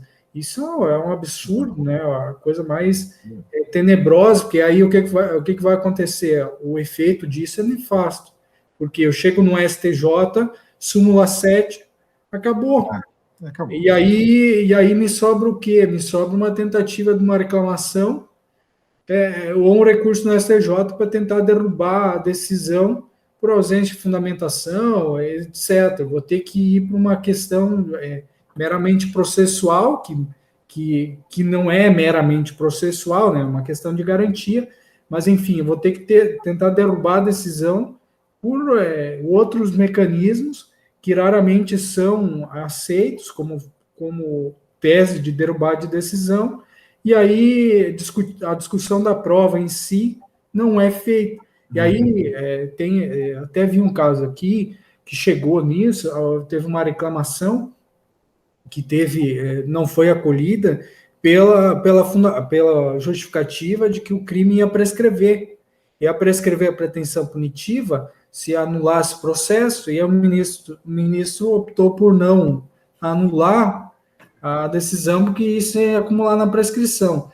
Um grande aparato a gente vê, né, de uma jurisprudência, muitos falam defensiva, mas eu concordo com o professor nosso de processo civil, e ele fala que é uma jurisprudência ofensiva, porque isso derruba todas as possibilidades de tura e correr de decisão judicial e torna o processo uma questão meramente procedimental, né, como se fosse o ato normal da vida, e o Ministério Público todo-poderoso, porque uma vez levantados supostos indícios, o próprio sistema dá um jeito de por si só condenar, sem que se exija prova ou revisão da decisão.